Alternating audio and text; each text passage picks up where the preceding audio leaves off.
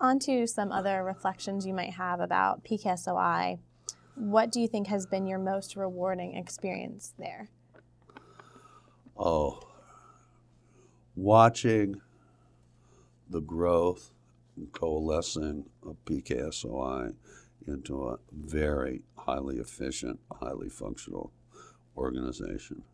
As you may know, its predecessor, the Peacekeeping Institute, was in fact slated to be closed down, I believe, in 2003.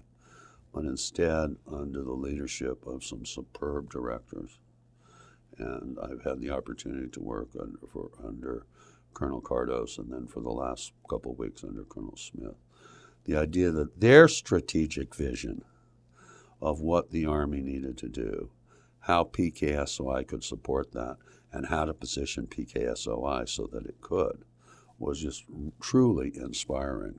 I was watching some masters at work there.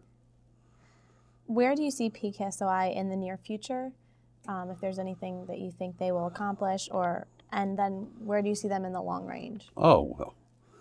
Those are two very different. Okay, well, since stabilization, has been put as a new Army mission, right up there with offense and defense. Okay, how many years have we had institutions in the Army studying offense and defense?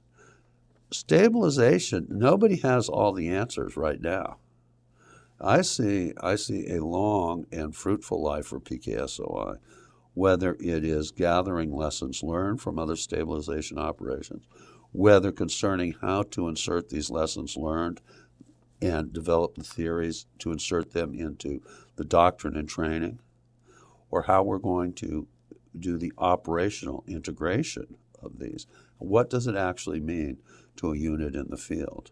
I mean, I've had the opportunity to go TDY and address units that are preparing for deployment, mainly to Afghanistan, at the brigade level, battalion level, or command group level. And it's been very good to see the attention being paid to this. Everyone in the Army is interested in the subject.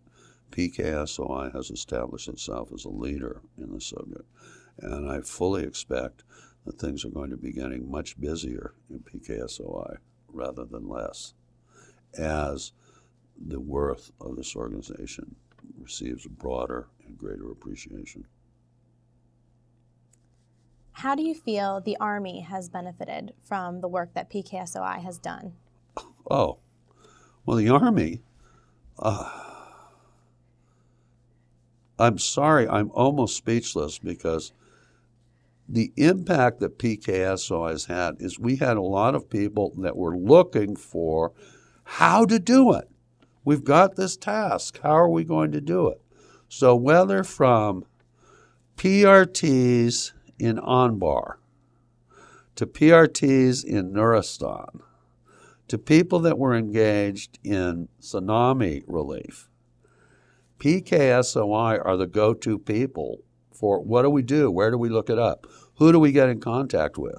What is our mission? How does this integrate with the campaign plan? How does this integrate with campaign design? What resources are there to draw on?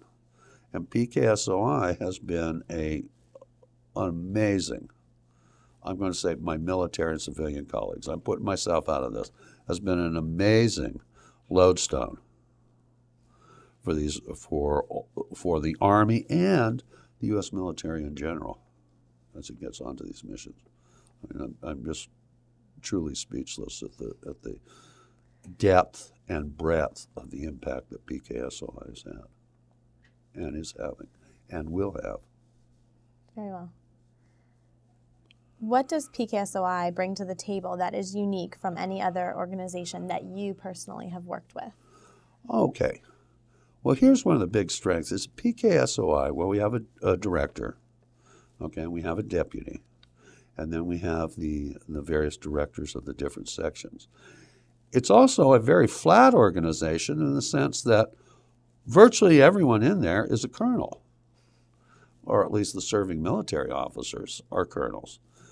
And so this actually brings a disciplined sense of collegiality to bear on the issue, plus the fact that you have colonels, high-ranking officers who are engaged in this development of theory, doctrine. And that in itself gets credibility. And of course, many of the civilian employees we have are retired colonels themselves. And that Army experience they have, we have one of the retired officers that we have working for us started publishing think pieces back in the 60s as a young Army officer. So they know where they're coming from. It's not new. It's not some Ivy Tower academic explaining how or why something should be done. It's that we have an organization at PKSOI that is very collegial, at the same time very disciplined, very focused, and very committed to the mission. What organizations should we try to interact and engage with more than what we currently are? And if there are any, why? Oh, well, PKSOI should be noted, commended, cited for its extraordinary outreach efforts. And these are mutually beneficial to the people that we're outreaching for. Whether it's the Marine Corps or the U.S. Institute of Peace,